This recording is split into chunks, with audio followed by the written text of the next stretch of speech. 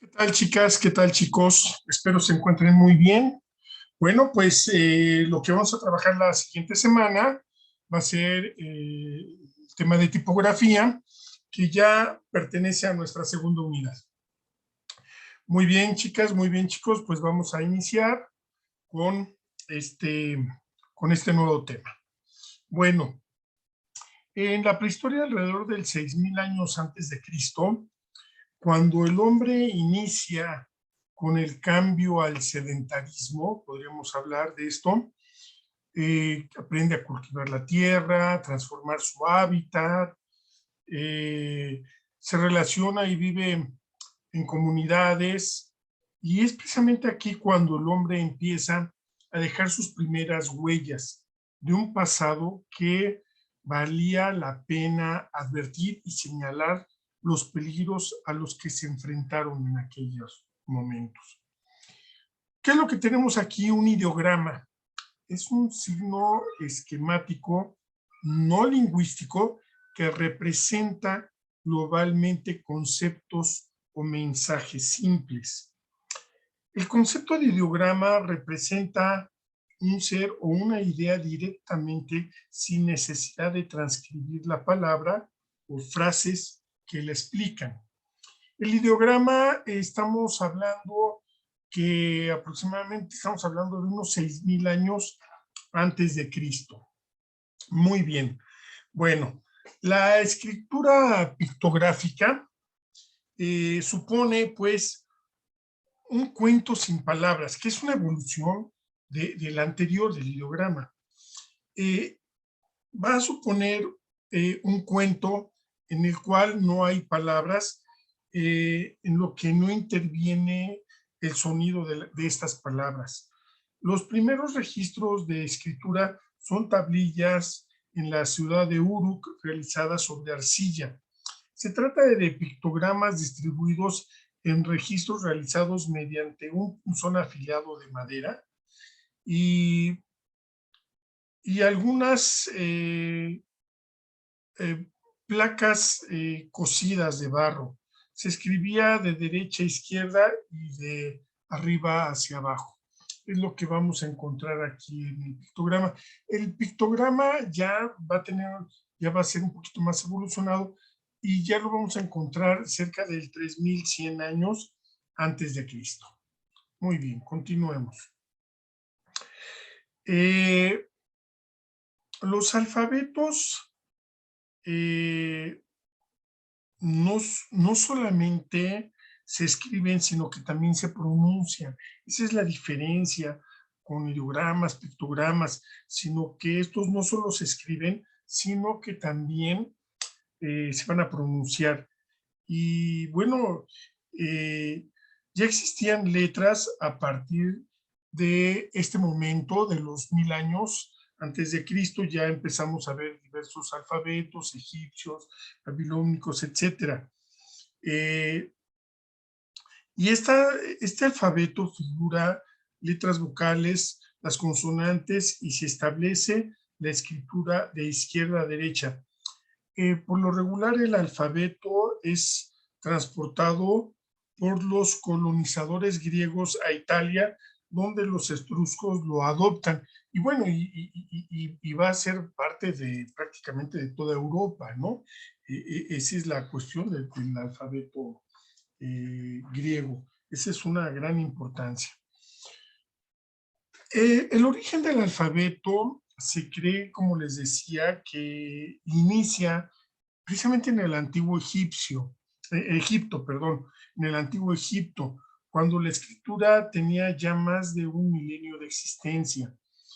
El primer alfabeto que se conoce surgió alrededor del año 2000 años antes de Cristo, ya un poquito ya más nuevo que el anterior, de lo anterior que estábamos hablando, la diapositiva pasada, y se deriva de una adaptación alfabética de los jeroglíficos egipcios.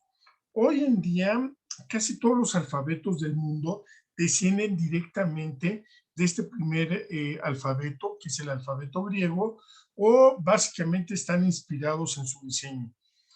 El griego es a su vez el origen de todos los alfabetos modernos de Europa. Es importante resaltar esto último.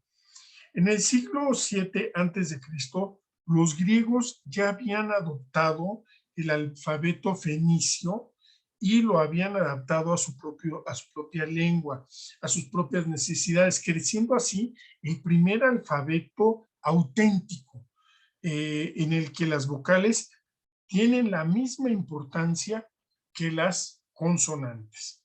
Muy bien. Vamos a empezar a platicar un poquito de lo que es la anatomía. La anatomía tipográfica es la descripción de las partes que conforman la letra. Nos sirve para reconocer su estructura y su estilo. Identificar la presencia o ausencia de los elementos que la conforman permite entender qué detalles son los que la diferencian de las demás, aunque la estructura sea la misma. Por ello existen tantas tipografías como podamos nosotros imaginarnos. Definitivamente Alberto Durero, un gran renacentista, él es el que hace precisamente esto de la anatomía de la letra. Él es el que lo va a ir buscando precisamente.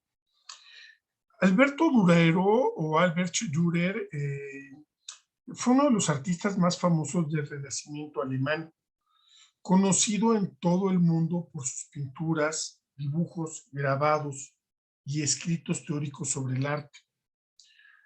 Se basaba principalmente en los sistemas en relieve. Cada tipo se fundía independientemente y sobre una de sus caras llevaba los rasgos de un signo o de una letra. Con el tiempo y uso a nivel mundial, los tipos surgieron a base de la necesidad de tener sistemas de medidas estándares, los cuales no tienen las mismas medidas, sobre todo cuando nos referimos a la tipografía digital, ¿no? Ahora, Durero, al final de cuentas, es el que va a hacer precisamente el estudio de la anatomía de la letra, y él empieza precisamente con la Times, con la letra romana, empieza con la letra romana, que tiempo después va a venir una letra que va a ser la Times Roman y después la Times New Roman, pero él es el que hace este estudio anatómico de la letra roman, tipo romana, donde él habla, por ejemplo, de puntos. Por ejemplo, hay algunas letras que dice que son de 2 puntos, hay unas que, por ejemplo, como la G, como la O, hay otras letras que son de 4 puntos, como la D, ¿sí? La S, que es también de 4 puntos, ajá, y, ay Dios mío, aquí está. Y, por ejemplo, hay algunas otras, bueno, por ejemplo, la R también es de 4 puntos, pero, por ejemplo, la B es de 12 puntos. 3 por 4 son 12 puntos. Entonces, así es como va a ir, va a Durero a conformar esta primera eh, significación, bueno, tipografía de letra romana. Tiempo después evoluciona y se retoma como la Times Roman, que es la que utilizaba precisamente la revista Times, el periódico Times, y después la Times New Roman, que va a ser retomada básicamente para construir las letras digitalmente. La anatomía de la letra, de la tipografía, va a tener distintos elementos. Por ejemplo, vamos a tener lo que es la línea base, vamos a tener lo que es la cúspide de las mayúsculas, vamos a tener lo que son, por ejemplo, en lo que es la T, vamos a tener lo que es el brazo, lo que es el asta o el fuste, en algunos autores manejan como el fuste, vamos a tener el remate o serifa, Vamos a tener en otro tipo de letras, en las minúsculas, vamos a tener lo que es la cabecera, lo que es la barra, lo que es el pie, lo que es el montante, lo que es el asiento, esta parte, esta curva, esta base, el pie, la parte que le da fuerza, que le da estabilidad, que le da gravedad a la letra. Vamos a tener el contrapunzón, porque esto es a base de un punzón, y vamos a tener el contrapunzón. Vamos a tener la panza curva o bucle, el fuste o asta, como yo les decía, de repente de algunos autores llaman fusto, algunos asta, etcétera, algunos montante. Vamos a tener aquí un gancho, vamos a tener una gota. También estas gotas las vamos a tener repetidas en diversos tipos de letras. Vamos a tener lo que es la cola en algunas letras, ¿sí? Y vamos a tener otro elemento también importante que es la traviesa. Vamos a tener la N, la ñ, la H, la mayúscula. Vamos a tener esta parte que es la traviesa. Bueno, ¿qué vamos a entender por fuente? La fuente es la forma o apariencia de un conjunto de caracteres, números y signos determinados por una característica común. Por ejemplo, tenemos aquí la fuente tipográfica tipo Arial. Y si ustedes observan, aunque le cambiemos color, aunque le cambiemos de tamaño, sigue siendo el mismo tipo de letra. A diferencia de cuando estamos nosotros hablando de lo que es bueno, aquí tenemos otra vez la fuente tipográfica, la Times New Roman, perdón, me equivoqué, donde tenemos la fuente tipográfica, tanto las mayores como las menores, mayúsculas o minúsculas, como ustedes le quieran decir, ¿sí? Y tenemos el alfabeto.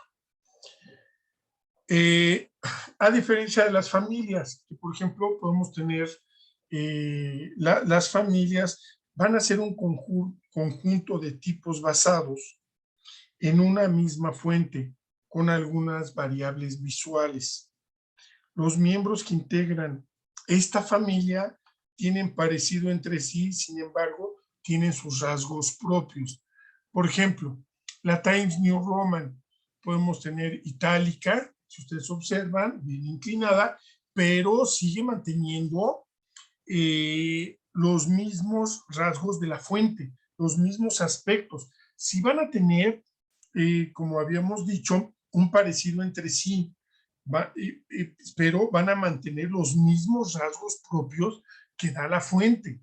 Entonces vean qué diferencia hay con la fuente. La fuente es la base, es con lo que está construida la letra, y la familia va a ser esas pequeñas variantes como esta parte itálica que está inclinada, pero observen que sigue teniendo los mismos caracteres, los mismos rasgos propios, los mismos caracteres comunes, ¿sí? Por ejemplo, esta bold sí se ve un poquito más gruesa, pero vean el tipo de letra, que sigue siendo el mismo. Realmente la fuente no ha cambiado, ¿sí? Por ejemplo, tenemos la bold italic, que es esta, que es inclinada y gruesa, etcétera, ¿no? Tenemos la Times New Roman, que vamos a tenerla también, como yo les explicaba hace un momento, va a ser la misma tipo de letra, aunque con algunas pequeñas variantes, ¿sí? Entonces, esa es la diferencia entre una familia y una fuente. Entonces, bueno, pues aquí tenemos nosotros lo que son las fuentes. Por ejemplo, tenemos la Arial junto con su familia. Tenemos la Arial y tenemos aquí una serie de elementos que pertenecen a la familia de la fuente Arial. Tenemos la Arial Narrow, tenemos la Arial Black, etcétera, ¿no? Muy bien, y aquí vamos a ir observando nosotros que tenemos lo que es el alfabeto, junto con tanto las letras mayores como las letras menores, números y algunos signos, no son todos, algunos signos que se van a ir, que vamos a ir teniendo. Entonces, por ejemplo, vean cómo se creó la letra Coca-Cola. Esta letra la crearon especialmente para Coca-Cola, está totalmente patentada y es una fuente y puede tener su propia familia, pero la fuente es así, letra Coca-Cola, y está totalmente patentada. Aquí, como nosotros observamos, para diseñar nosotros una letra necesitamos diseñar todo lo que es el alfabeto, mayúsculas junto con sus minúsculas. Y bueno, pues aquí tenemos nosotros lo que es la letra Coca-Cola. Tenemos aquí Hershey's. Hershey's también, ustedes lo conocen, es una marca de chocolates, ¿sí? Y tiene aquí su alfabeto. Diseñaron todo su alfabeto, todas sus letras. No tengo aquí las menores, ¿sí? Pero básicamente Hershey's utiliza únicamente las mayúsculas, junto con una serie de números que también son parte de Hershey's. Y estas letras, esta tipografía Hershey's, está también patentada. O sea, nosotros en la escuela sí la podemos utilizar porque es para fines de estudio o investigación, pero si yo quiero utilizar esta letra para comercializar un producto, aguas, porque entonces ahí sí ya estaríamos violentando derechos de autor. Vean este otro tipo de letra, otro tipo de diseño, donde no se ve totalmente, se ve muy austero, muy simple este tipo de letra. Tenemos aquí las mayores, A, B, C, D, E, F, G, H, I, J, K, L, M, N, O, P, Q, R, S, T, V.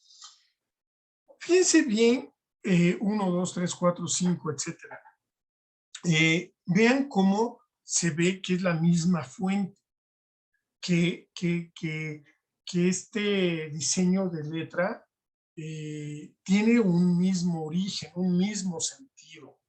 Eso es lo importante de nosotros diseñar un tipo de letra que sea único, que tenga un sentido, que le dé identidad, que le dé pertenencia, no que sea una copia barata o una ocurrencia de la noche a la mañana. Entonces vean cómo vamos a ir teniendo una serie de alfabetos ya diseñados.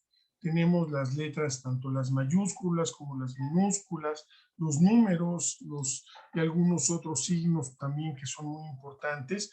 Vean aquí cómo tenemos otro tipo de letra diseñada, a lo mejor la del lado derecho con algunas variantes, muy parecida al del lado izquierdo, tiene sus propias variantes, y bueno, se me hace un trabajo bastante interesante, ambos, y lo que sí nos hace falta son las letras menores, y nos hacen falta los números. Probablemente también nos hagan falta símbolos, ¿no?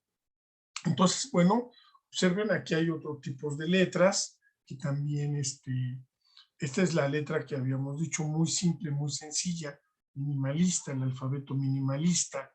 Entonces aquí tenemos a lo mejor una familia que pudiéramos hablar, perdón, una fuente nueva, una fuente diseñada. Únicamente tenemos el alfabeto, las letras mayúsculas, nos hacen falta las minúsculas, pero bueno,